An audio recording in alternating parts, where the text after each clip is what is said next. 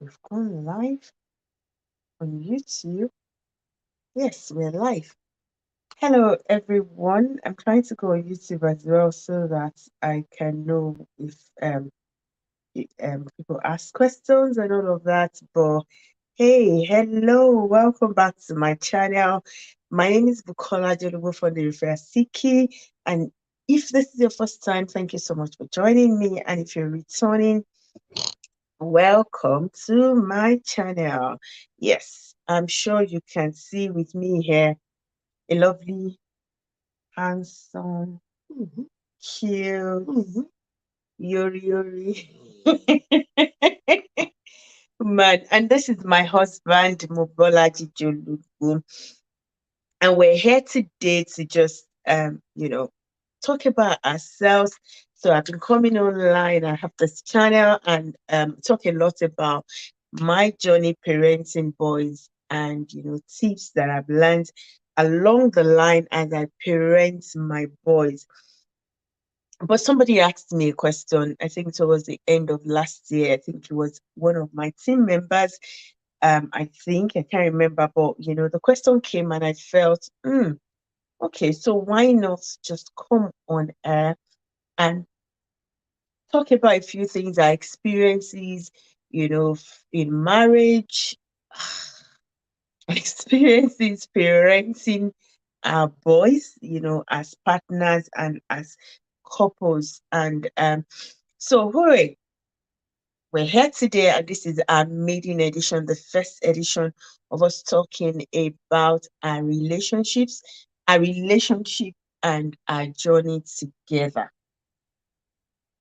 Mr. Jolugo, welcome to my channel. It is a pleasure to be here today. Don't mind him, he's a very shy person, but I had to bring him here, and I'm sure he's happy being here. Let me rub his stomach very well so that he doesn't get up and leave us before we finish this. You won't. I won't be such a Um, I know you won't. Okay, so what we're going to be looking at first of all is the early days of our marriage. And why I decided to start with the early days of our marriage is because of the challenges, capital bold underlined, that we went through. So we went through challenges in the early days of our marriage. We went through challenges, I'll say.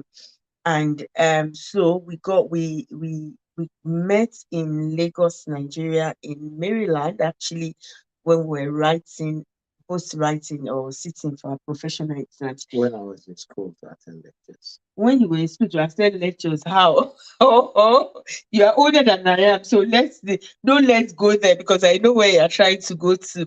But yeah, that was when we met, and we met 2019 March, and we actually got married 2021 September. So that was like 2 years ish, kind of. And so we've been married for, I was calculating earlier on, and he actually told me we will be 23 years in September this year. So yes, we would have been married for 23 years, but known each other for over 25 years, right? Yeah. And yeah, such a beautiful journey.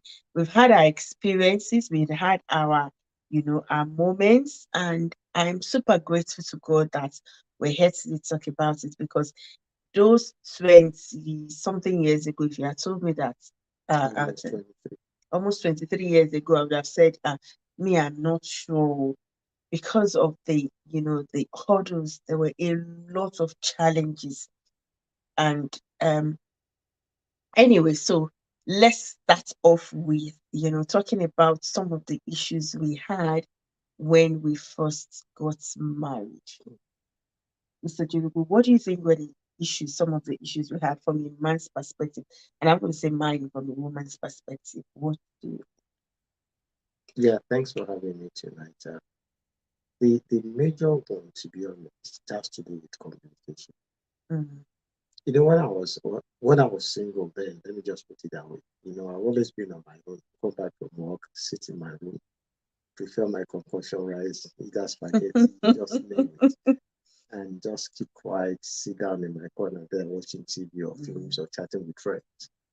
The first few years when I got married, then, like before you finish from work as well, go to the club as usual, young boys, then somebody telling you that okay, when you close from work, remember to buy something for me on your way back from work.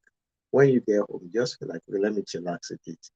And somebody want to give you a full gist of what has been happening since morning. I was like, okay, You're in for I it. think I need a No time to one told myself. you this. So as to actually, more or less that the process what I actually went through at work. Mm, But somebody just kept teaching you, I need to talk, I need to talk. Like sometimes you might actually, use the church mind in you to listen. But indirectly you're thinking in your mind, I think I need this time for myself to rest. But you have no choice. So communication is one of the main key problems for me then. Because I always like keeping to myself. And she's the kind of a person that like talking, gisting, you know, just say things, play. So the second one again has to do with, somebody coming into the terrain of mommy's boy. Like anything, mom, what happened? And somebody just trying to say, why do you have to keep talking to your mom? Talk to me, talk to me, your wife. And like our first few years, I find it difficult to actually, mm. realize the fact that truly, at least I'm married now. I think all discussion should be towards mommy should know less. Like two major things which I actually struggled with then during my initial time, my initial first years of getting married, Was communicating communication and and being breaking your the, wife's man, yeah, not mommy's boy. breaking Yeah, that knot. yeah. And I think for me, in fairness, my husband was very, very attached to his mom and his parents.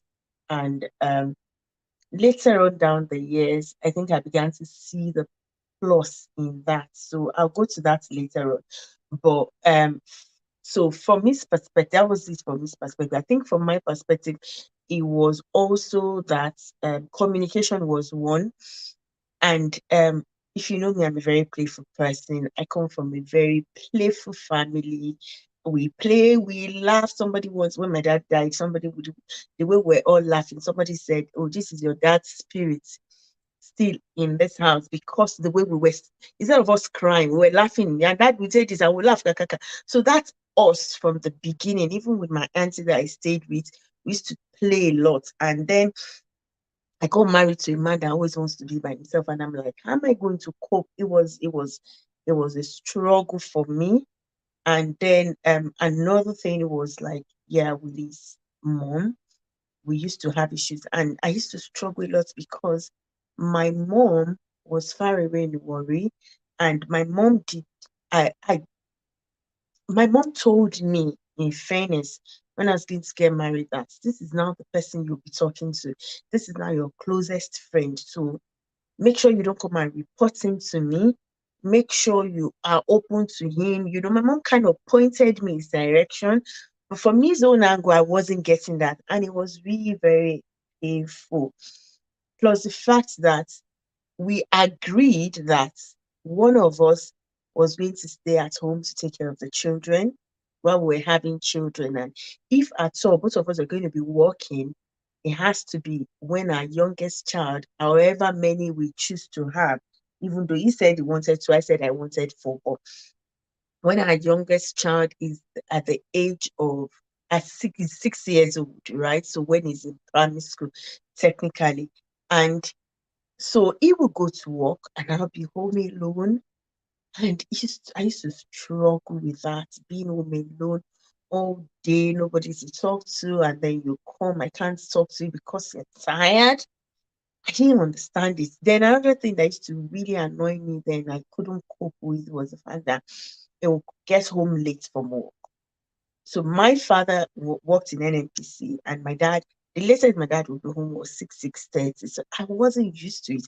I think it was even my dad that told me that, listen, woman, the fact that I used to get home, excuse me, the fact that I used to get home early doesn't mean your husband will. So we that was an issue. And so he said something about his mom. I think I would look at it from the perspective of we kind of allowed other people had a say in our relationship. It's okay to listen to people, but they shouldn't be the major voices in your relationship. And so for me, that deflated me emotionally. I was hurt. I was deflated. I I became like a shadow of myself because I love to talk and I couldn't talk to anyone. And how did that? Let me ask him before I carry on, because you know me, if I continue, I'll be the one talking. How did it affect you emotionally? All of those challenges, because of course, all of those things were building up, and we found ourselves that we're just drilling apart. And I think at that, I was pregnant already by the third month of our marriage, and I was ill for the first 7 months of my first pregnancy. And it was like, I can't tell you what I've been through all day. One thing about my husband is he loves to hold me. He holds me even till date. He will just put you. Sometimes I'm like, you want to put me inside of you? He will just, pull you close to himself and just hold you. That's what he wants to do. But me, yes, he hold me, but I want to tell you my experience. I want to tell you what's been happening all day. But that wasn't it. And so it was a big struggle for us. And so how did all of those challenges affect you emotionally? Majorly two things: anger, resentment. Hmm. Like it's not something within you. You try as much as possible to pull through, but Hmm. the fact that these people, well, this person is not actually saying things from your perspective. Perspective, Fine, yeah. someone should not be self-centered, thinking that your spouse should think or reason along your own way. Because normally she is fine. They said they shall become one, but then each individual have the way they actually reason. So resentment and anger comes in, and Hmm. sometimes you just feel like if she's not ready to listen, just stay on your own lane. Let me stay on my own lane, and before you know it, things actually get out of hand. People are here. Hello, hello. Thank you, everyone that is watching us. Thank you for joining us. Yeah, so he said resentment and anger. I think me, it was, I won't use the word exactly anger, but it could be resentment. And then for me, I began to lose my self esteem, because if you, the closest person to me that stays with me in the house, wasn't ready to talk to me, or we weren't really talking like I expected, then nobody will want to talk to me. That means there's something wrong with me. I think there was even a time you'd be like, you see, madam, calm down. You know the time you have to talk. Don't you even know that there are times you have to just keep quiet and not talk to somebody? And that used to annoy me that, gosh, The time like people will say, if somebody should give you time to talk, you can talk from morning can you till people you hear know. that? Can you people hear that? Say if somebody should give me time to talk, I can talk from morning till night. It's a gift. It's God's gift. Eboluwa, it's God's gift inside my life. Leave me alone. It's available. So, but I'd be like, hey, God, this man. So it deflated my self esteem. It deflated my self esteem. But um, I think other than that, so for me, it was resentment. I began to resent the idea of this marriage. That I'm like, there was even a time I went to God. I said, God, I I can't do this anymore. I don't want to do this anymore. And I was going to leave. And I think one of the things I do a lot, I love to do is I love to talk to people, trusted friends. But again, I love to talk to God. I talk to God like I'm talking to the person sitting next to me. And that's by the grace of God how I hear God as well. So it's not that I'm sleeping or something. I can almost say that when I talk to God and I listen, I hear Him talk to me as audibly as I speak to Him. That's the way I relate with God, right? So I'll go to God. I'm like, God, I can't do this anymore. I can't. And I'll hear God say, just calm down, girl. Just watch me. And you know, and after a while, I kind of grew into talking to God more. Because if my husband no go talk to me, who else will I talk to? It's God now. I'm at home. I'm pregnant. I'm sick. I cannot go out. I'm throwing up. God bless my mother-in-law. She will be the one to come to the house and even bath for me and feed me. That's how ill I was, in my first 6 months, the first two trimesters of my first pregnancy. So if I cannot go out, I'll talk to God now, and that I would say helped me. But talking about how it affected our marriage, we began to drift apart. I think that there was no kidding about it. We began to drift apart. The only thing that I think connected us at that time was the pregnancy I had. I was carrying the baby, and the fact that with irrespective of how much we drift apart, my husband will still hold me. So for him, even though the holding sometimes was getting me angry and I wasn't liking it because I never said it, I know, but I want to talk to you and you're just holding me very just this is how my husband will hold you. It's like this, like so burying my head inside your body. You know. So I used to like get angry, but again, I would still enjoy the cuddle. I would enjoy the hold. And I think those are the things that kept us going for me. The same thing goes. But then when I hold it to myself, at least I feel the heartbeat. Imagine he feels the heartbeat of me and the baby are being okay, you So telling me that there's still something that is still connecting, tying us together. Yeah. At least there's a bond still linking us together, whether we like it or not. So at least we can't throw the towel at this point in Yeah. time. Yeah. So we just have to make things that works at all costs.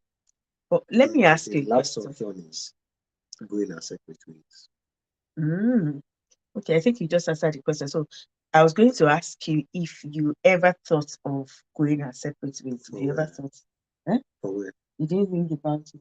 Why I go marry again? Imagine. No, if I throw you out now, sometimes there's a saying that So you says, didn't think I would walk out or I could walk away? sometimes, you can walk away. But It you takes walk. two to tango. If you take one step, if somebody else take two steps running after you, how will you run walk away? So that was the last option actually. Because tell me, why should I leave you? Who else should I be running after? And more so, God has already, What's God has there's dressed a together. fruit already growing, saying that okay, this is something that is coming out from you guys. So that has been planted, which will continue where you stopped. So why would you anger, resentment, whatever you guys call this? Why should you now separate? Put this younger one coming up. Okay, you didn't think about it, but me, somebody was like, Father God, Lord, me, I cannot do this anymore. Actually, I thought about it. I won't lie, I thought about it, and I think it was one of the things that kind of made me stay put was what God said to me in those times, and again, another thing was my auntie or my big sister of blessed memories now, Sissy me, God bless her, she's late now, but she would say to me and said, she calls me Olubukola, but the way she calls me Olubukola is very funny. She doesn't say Olubukola, she said Olubukola, as in everything like Olubukola, and she said, Olubukola, you got to make it work. Both of you have to make it work. What did she used to call you? Bolaji Showa.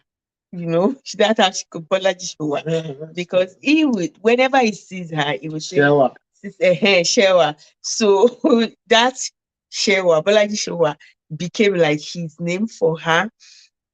And you know what? She would say, like, no, you guys have to make it work. You guys have to make it work. Remember on the wedding day, he said, no.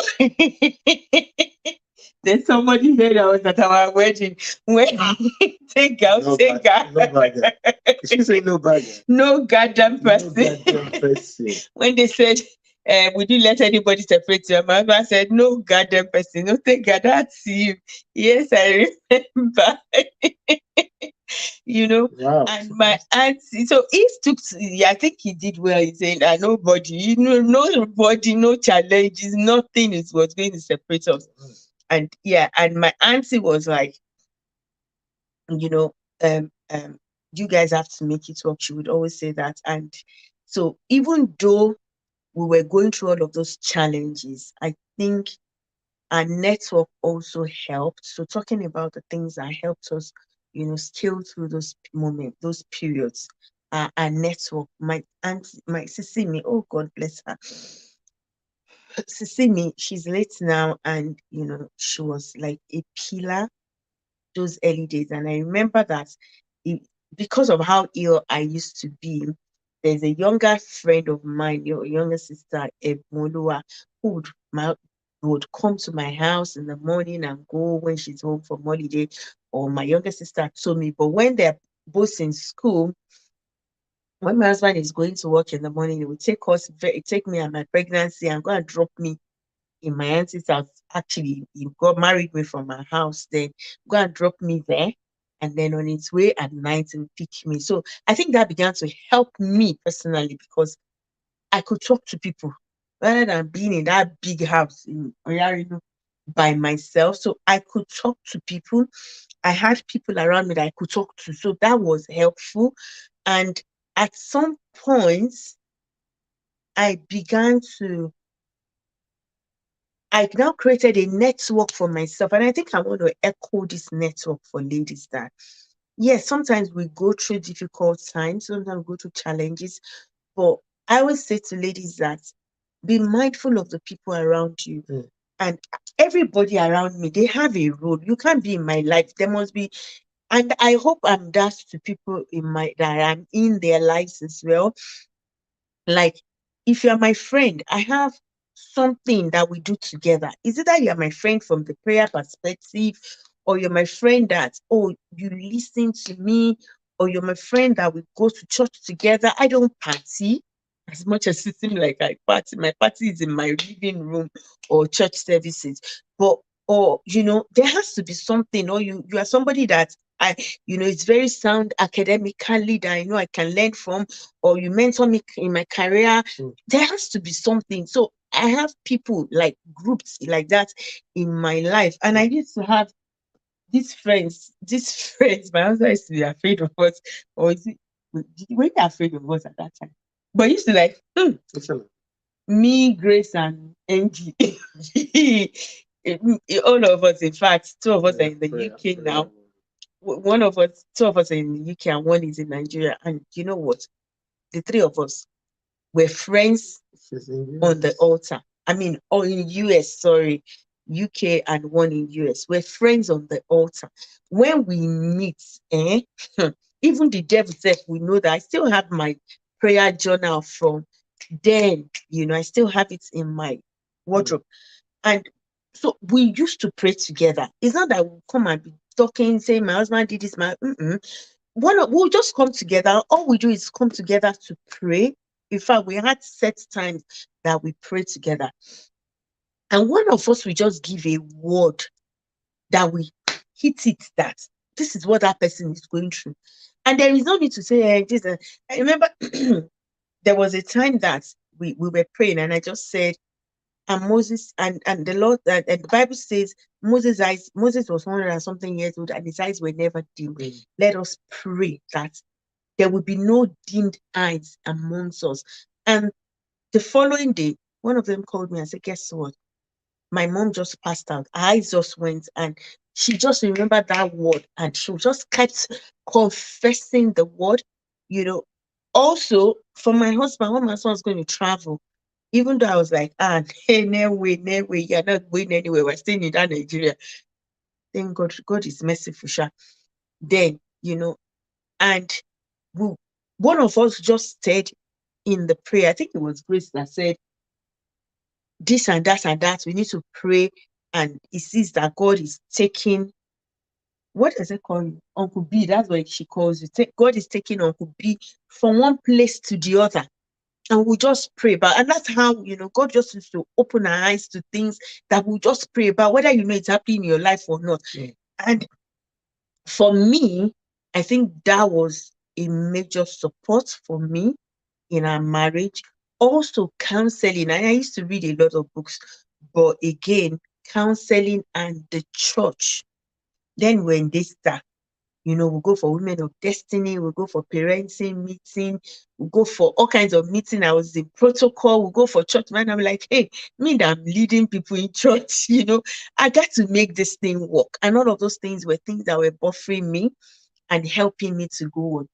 In your own case, what did you think helped you to, give you the strength to carry on? I remember then, most of the time, because we got married 2001 Mm-hmm. and I traveled 2006. Mm-hmm. And during those times, to be honest with you, according to what you said, because when your wife is somewhere and you're somewhere else, you need to be careful. So I intentionally restricted myself to few friends. Mm-hmm. Those ones we knew each other right from the uni days and from primary school days. And if surprisingly, I was actually doing two jobs again, just to actually get myself busy.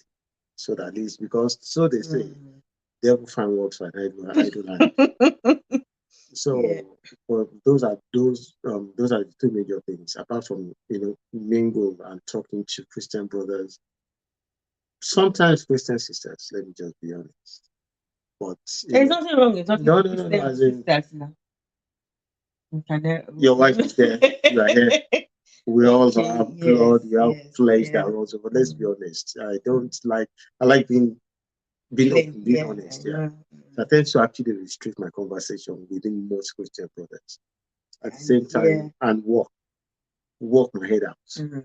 And I So know that talking about Christian brothers, it wasn't just friends in the UK, because like I mentioned, our Sister Grace was my friend. We were, excuse me, prayer partners, were praying together, but you were also very close to her husband, Uncle Beam, that they, I don't know what they talk about, but yeah, Uncle Beam, well, we're still friends till today, you know. They were very close. So I think, because you have to discuss with some of your friends yeah, you sometimes can't because keep things by yourself. Have trusted friends, trusted people, and then God bless our pastor, Pastor Ayo Daniels. Then, Pastor Ayo Daniels was like somebody that used to talk to us. We talk to him separately, we talk to me. And Pastor used to be like our family pastor.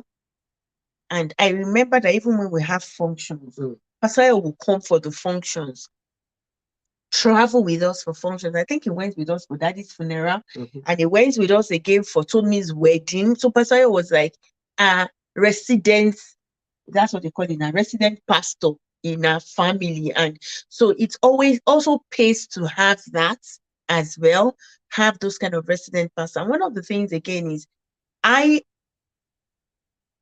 held myself accountable, having accountability partners.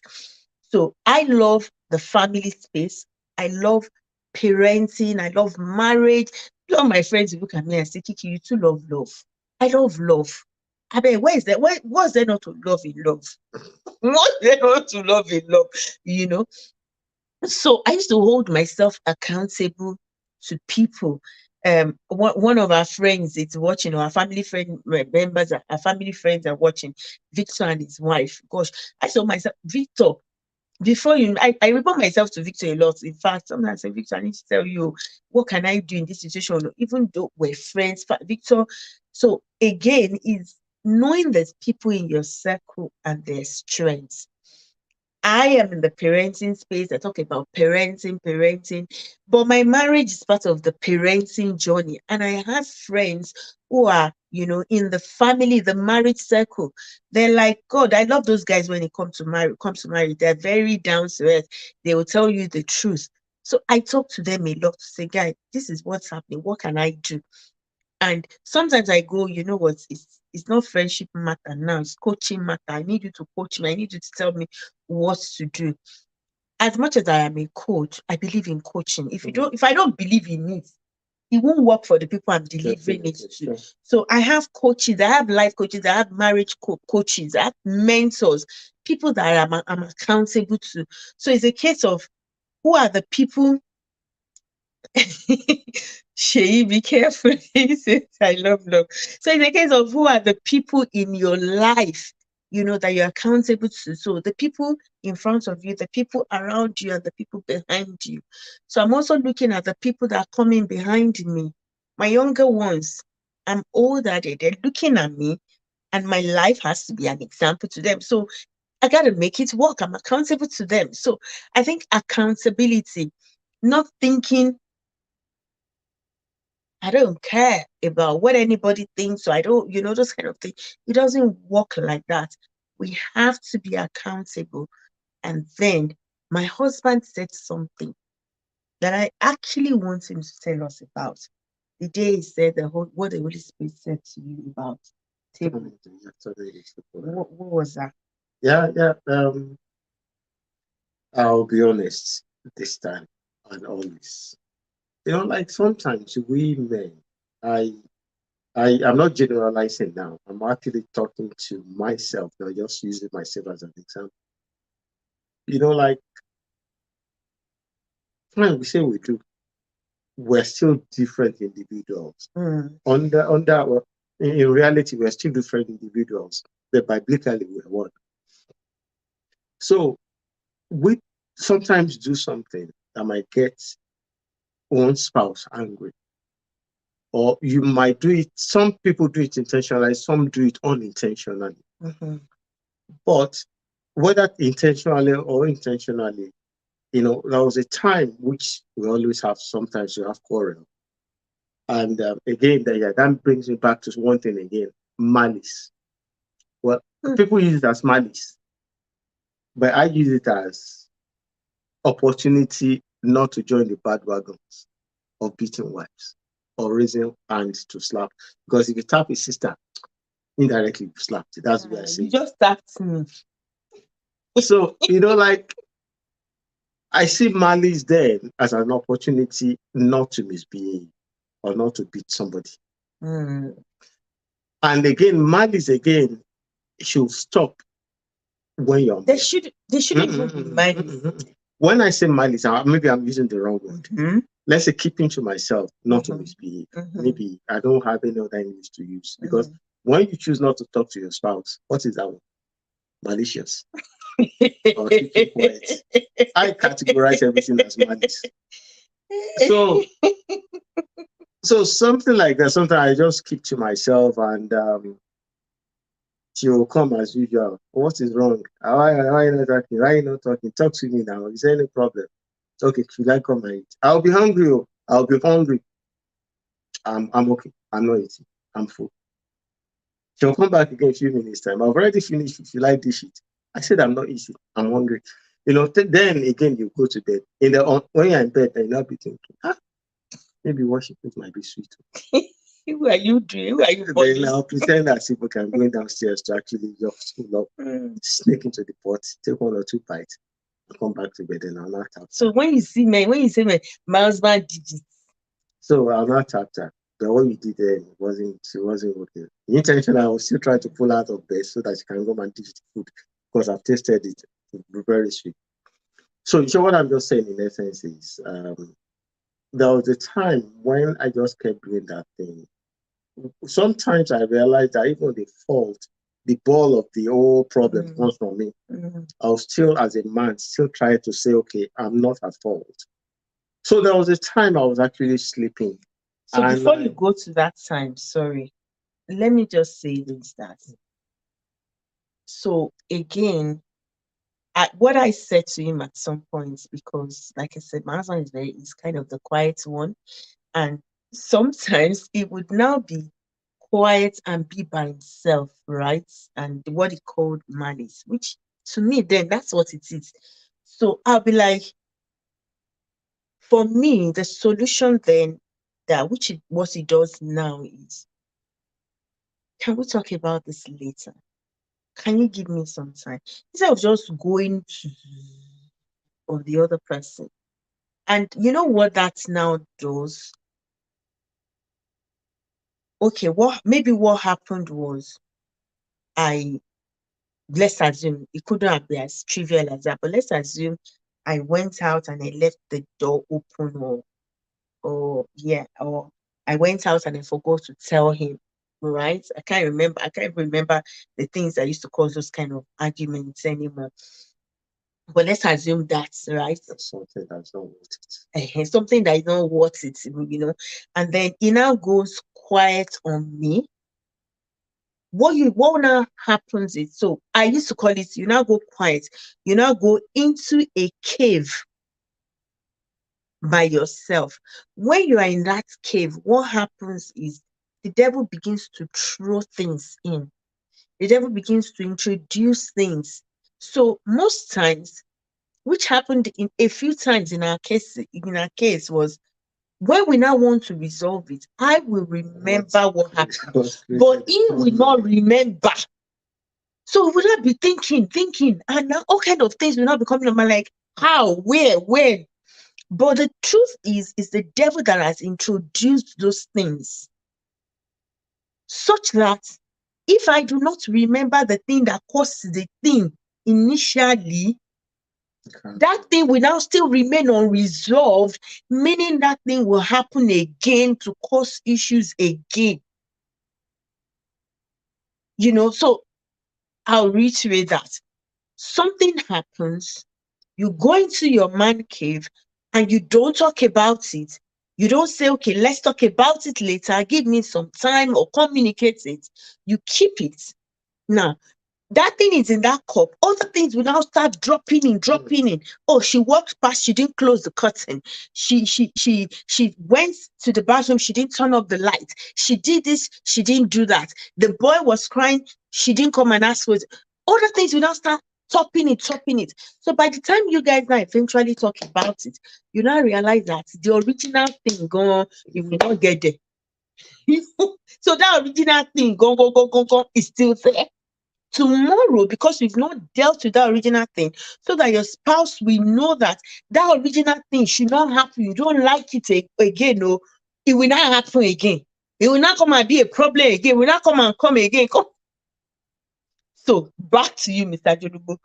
What did you say God said to you? So twice I had that dream, twice, 2 nights consecutively. And that thing came into me a lot more. You can actually feel as if somebody tapped you. And the quick question was, if the table were turned, how will you feel? Hmm. And the table in the sense that the way your attitude, your malicious type, your coldness, your wrong vibes that you're sending to your spouses, or to your spouse, sorry, I don't have more than one, to your spouse, that if the table were turned, Yeah. if you started acting or putting such a thing towards you as well, would you be happy? Mm. So I more or less, it's like I woke up from bed. I was like, okay, looked around. Maybe she was the one that tapped me, or maybe I don't really know what actually happened. And since that time, even when we had a hot argument, let me put it that way, or something that would have actually triggered me to go back to my man cave, the next thing I'll just tell her is, you did something and I don't like. But at this point in time, I'm not ready to talk, or I'm not in the mood to talk. Or maybe just finish a lovely, cold love argument. You might still tell her, okay, we need to talk. When can we talk?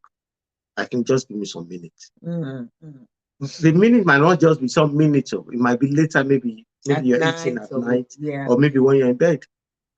So what I'm just saying in essence is, no matter the level of argument you might have during the day, do not let sunset go down on such a thing. No matter what. Because fine, you might think, okay, I think I'm cool. I'm cool now. Let me talk to her. And that might be the time that she now be doing her own scan. Yeah. So if care is not taken because of that scan, you might think, well, what's wrong with that? I think I wanted to talk to you that you're not. Just take your time as well, because you've gone through yours during the day. Our own might just be starting, but just give us some time. By the time you hold her, I know before you go to bed, definitely things will turn around for you. Yeah, and I think that's one thing. He actually called me one day and said, you know what, we cannot go to bed with issues anymore. From today, that stops. So no going to bed with issues. So it's technically that. So when both of us are not ready to talk about it, it's nothing. Are you not sleeping? No, I'm not sleeping. Can't you sleep? No, I Are, can't. are you okay? Are you okay? You're No, feeling I'm not. okay? Are you feeling hot? Kind of. Until we now talk about it, and it just makes life easy. And another thing is, for me, I always believe that, you know what, you spend 8 hours at work. How many hours do we have left with each other in the day that we cannot come and enjoy ourselves? Yes, it's for me, things are not deep for me naturally. And I'm so grateful to God that we eventually got to that point where we're able to talk about things. And so, just to reiterate, things that helped us with those, we just went over the surface. So there were a lot of things, a lot of issues in the first 5 years, was it? 2001 to 2005. Yeah. Even when I was traveling, Yeah. early 2006. So for those of you that are watching that knew us then, Victor and Co, that was one of the reasons why I said I wasn't traveling with him. No, I'm not going. I beg, I cannot come and do this. It's okay, you go there. And of course, the distance again did not help us. So maybe one of the episodes we're going to talk about, what we went through after we relocated, living as couples in the UK. Because after I relocated, I think things began to get better. So some people say the Not distance, straightforward. not straight, yeah, Not straightforward. it was then that we began to work on it. Yeah, So when because people say distance hampered their relationship, I think it helped us in a great way because we were both on our own to think about things, and then we come together talk about it. But I'm talking about. I remember one argument we had while you were here in the UK as well, and I was still in Nigeria. I can't remember what happened then, but I think to a large extent things began to get better in 2006. We got married 2020. it's not automatic. You have to work on it. Okay, you say you have It's to work not on it. automatic. You have to decide. Two of you have to decide. It's not, Yeah. like kids or no kids. Mm. Do you still want to stay together? And it's a case of you obviously want to stay together. That's why you went to the altar to say I do. Hmm. So how do we make it work? And I think I say some things to couples now, and this is one of the things I used to say to myself then, that the Bible says, work out your salvation with fear and trembling. Marriage is part of the salvation. In fact, marriage is one big part of that salvation that you need to work out with fear and trembling. So we chose to work out our marriage with fear and trembling. Like I said, being accountable to people, talking to each other, setting some boundaries, which one of them was nobody's going to bed unless we resolve this. No, we're not going to sleep. And whether we want to sleep or not, the sleep will just not come. Number two, very early in those days, I remember what my husband did as well. He called me one day and said, Kola, we're setting boundaries that no extended families are allowed in our home for XYZ period of time. And we will not, I think he said, you are not allowed to talk to, we will not talk to any of our extended families privately. So if he wants to talk to his family, I will be there. If he wants to talk to my family, it was like, he just came and said it. I think that really helped us. For me, that was the moment I knew that this man is ready to work on this marriage. Because when he said that, and that was what he began to do, we both, because I think they had influence on our marriage in a way that both of us didn't understand. So when he came and said that, I picked it, we picked it and we ran with it. So there was no extended family influence. It was just the two of us that we said, you know what? And then when the babies began to come, just the two of us and this boy, and these boys. And here we are Because no today. matter what, the moment is like there's another that says, so I'm going to say to you that taba fún èrè lọ́pọ̀, ó máa kọ́ sọ́dọ̀ títí ẹni. No matter what, if I run to my family, if she runs to her family, definitely my family will support their own. Yeah. And before you know it, you're still saying you're drafting apart. Yeah. Definitely, it's going to tear you apart. So what you cannot resolve within yourself, that it has gone beyond you guys. So it's better to seek professional help Exactly. or just Pray about it. pray Seek about it. God's help, you know. Yeah, God's help, Yeah. professional help. So those are just the two major things. Okay, we'll wrap it up here, but I just thought let's share some fun facts about our early days in marriage as well. And one of them is say it. Say one. Um, Baba Feyitoluwa. the moment I hear that one, you're out of this house, no matter what. You know, So like Mama was saying, I'm he not. called me that day and said, you know what? I can't even remember. I think it was his mom that was clamoring that because we okay, maybe one first fun fact was we agreed. We tried to call ourselves pet names. It didn't work. We tried okay, honey. Be like it sounds skinny con When kini it's con. not succeed. Then we tried Temi. Temi works. I think sometimes we still call ourselves So come to Temi. think of it, oh, she calls me or call me, and it Okomi. makes my health swell. So That's the funny part. Okomi is like the only pet name that works for him, that works. So even though I tried out Temi, Mimi, this and that. So Mimi is from Temi. So the MI from Temi, I took I choose to call her MI. MI, She's I trying to tried call to me Timmy. but the thing did not, it didn't work. Then so one day I just started saying Okomi, and he would be so excited. I was like, Okomi works. Okay. So the pet name I have for him is Okomi. So we go by first name, Bukola Bolaji. But I think at some point my mother-in-law wasn't comfortable with it. And so I just said, but he doesn't like me calling him pet name. And my mother-in-law said, use his child name to call him Baba Feyintoluwa or Daddy Feyintoluwa. So that day, my husband came for work. I said, Daddy Feyintoluwa. I was not wondering, should I say Daddy Feyintoluwa? You know, when people call their husband up Baba, they will use we're from Nigeria originally, right? So when you use that, you now put instead of O. Those are vowels in Yoruba.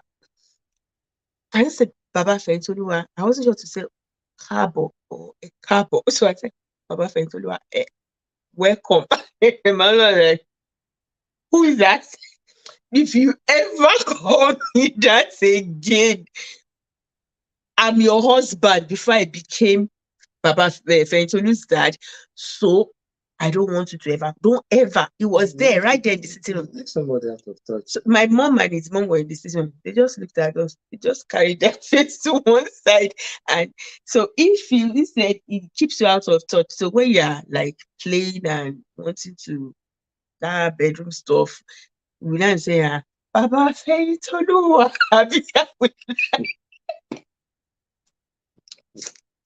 So, so that was a very fun fact in our early days. It's like trying to say, I don't mean to be insulting. It's like It a might work for lady some putting people. on proper.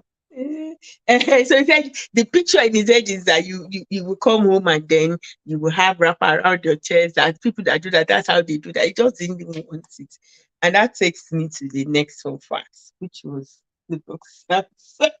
Yeah, that was another problem I encountered when I got married. Was it a problem? Oh, well, okay. It wasn't a problem. One of the very lovely things I encountered when I got married, I actually numbered my boxers each day, meant for each of the days in the week, then get everything washed over the weekend. I just realized that by Wednesday I don't have any boxers again. So somebody will put on one, he will hide one inside the wardrobe that is what he's going to wear the following day. I was like, I just realized that my boxers in numbers they started reducing. That was when I got to know that okay, according to God, what's the name of this person? It's this woman, Adam, the woman you gave to me. I started nicking my boxers. Yes. So for me, of course, I was a stay-at-home mom, and I want to be comfortable. I'm pregnant and all of that. So what I would just wear, I would miss t-shirt and his boxers. So and I used to love it. But the truth of the matter about it is, you know that you, boxers used to be our thing. So growing up, oh, we used to wear my dad's boxers a lot. We want to wash car, we want to wash clothes. We just go to my daddy's room, us the girls, and wear dad's boxers or my brother's boxers. So, hmm? You said that. Yeah, then when we got married, you say you say no, no, no, no, no. Yeah, but yes, this is where. So I'll just like it used to be very funny. And the other day, the cold in UK she has not made me do it, but there was a day I You're just still wore it wearing it now. again, I saw and it. it was I like saw it last week. Yeah. you still tell them. Wait, wait. He was like, "Oh, you still wear my boxers? You this woman." So yes, I wear his boxers, and then I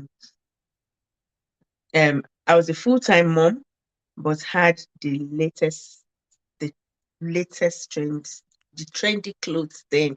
Even though I was a full-time mom Yeah, wearing my I husband's remember. boxers, yeah, one sweet thing my husband used to do I was used to have one guy. he used to That, have those vendors that I love that guy. sell Clothes, clothes and clothes. You shoes. mentioned. We just call them, go to the house, take these things to my wife, let her pick anything. But even though I didn't used to go out, I used to have the latest things in terms of I didn't used to have a lot of bags, but shoes, man, He had what they call two. I had shoes. Even till date, my husband would buy shoes and clothes, non-ending, and I've been wondering where will I wear these things to? But we had them, and then another beautiful fact is that when I got married, I didn't know how to cook. Mm. I'm a very good cook now, yeah. Mm. And I learned, yeah, but I'm a very good cook. Mm-hmm. Mm-hmm. Am I not? Yeah, yeah. I'm a very good cook now, but then I didn't know how to cook. But the beautiful thing about my husband is he never complained. So when all of those tiny, tiny fights that we talked about earlier, it wasn't even anything serious that would cause the argument for crying out loud. So I will cook. It was somebody that came to our house to eat and said, when you cook egusi soup, when you put the egusi in the pot, time it, put your timer to 15 minutes and just be going there to stir it so that it doesn't burn, so that the egusi will cook. So that means I was feeding him uncooked egusi. It was my mother-in-law that came and said, when you make amala, this is the way you will leave it to cook. I was feeding him uncooked amala. And the guy will eat it and not say anything. No, I give it to you, Balaji. Mm. Mm.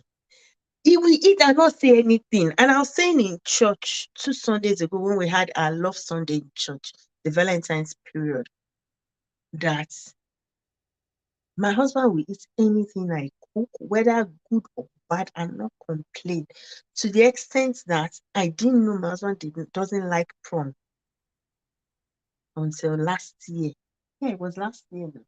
When one day that our older son was cooking, I said, "Oh, this thing that you're cooking, oh gosh, if you just had prawn." And he said, "No, dad doesn't like prawn." I was like, "What did that? This one, another one." Yeah, I love prawn. That was the day I knew my after 22 years, so almost 22 years, before I knew that my husband did not like prawn. Because my daddy told me when I was young, he said, a woman, you work, she worked. She will finish working. She will enter the kitchen Mm. for you and your son. The last thing you should ever do is to condemn her. Whether sweet, whether salty, whether peppery, go off it. Take water with it. You're not going Yeah, to die. yeah, So why should I condemn your food? yeah, yeah. Yes, my father-in-law said that, and it really helped. But But at least so that we on record now, I don't like prawn. yeah, yeah, I stopped cooking prawn I for you don't now. like prawn. I've stopped it at least since Fentoluwa told me. Thank God for him.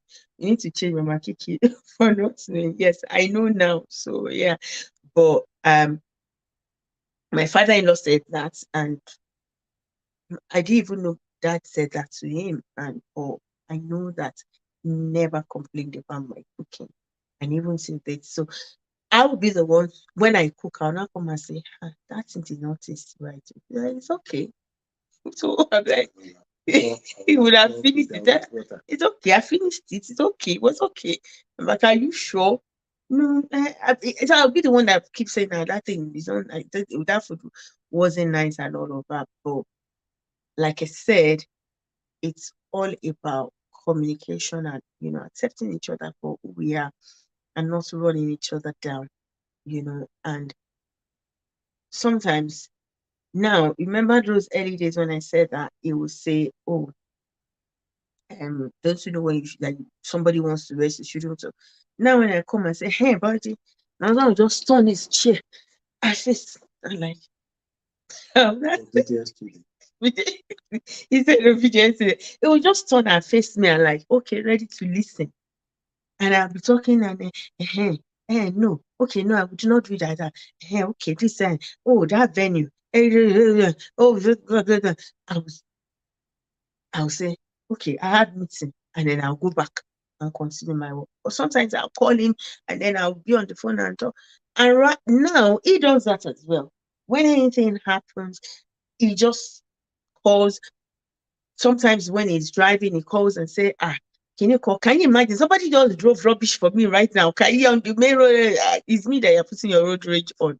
But that's how much we've grown to learn stuff to each other and just yeah, you listen to each just other have and to be there try.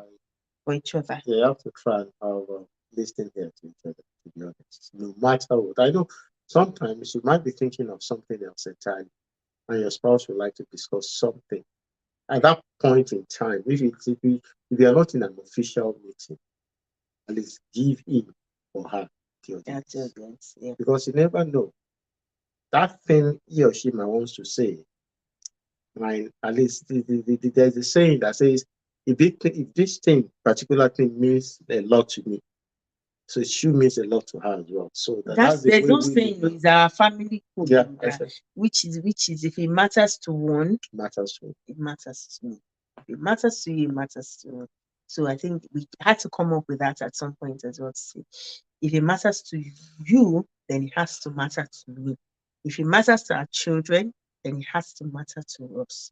And that again is a code that has helped us over the time. And we'll leave it there. We didn't plan to stay for up to an hour. I praise you. Well done. first time in history. You try, you try. Thank you. Thank you, everybody, for staying with us. I hope you've enjoyed and you've taken one or two things away from this. We'll be back again at the end of March. So this is going to be once a month thing just for 2024. I'm not doing this in 2025. Well, only God knows what will come up again. But like I said, somebody asked me a question about us thinking, Kiki, you love. That has been you and your husband, you're always jollificating, from the beginning. Can I ask you a question? Not part of the program. Okay, what question? My husband wants to ask the The question. question, this one goes to the audience. When husband and wife, is it right, husband and wife, to have a loud argument in front of their kids? Please put your answer That's just in the a comments food for area. thought. Mm, Is it mm. right for adults to have Argument. argument in front of the kids? Loud. You said loud arguments. Argument, yeah. Yeah. Argument, at Or least they maybe understand. disagreements. Yeah, Yeah. disagreement is normal. But loud argument in front Okay, of them. she says no, sir. So yeah, let's drop our comments and we'll revisit that. We got it good now. It's about we've been here for about an hour. So thank you everybody. Thank you so much. Thank you everyone. Shay, you said you can attest to that. Kiki love. I know I love, but I Tega is also saying I don't think it is right. So we'll pick that up, yeah, in our next or one subsequent conversation. Yeah. Thank you, everybody, and I love you all. God bless you. Thank you. Bye. I Wait now, where are you running to?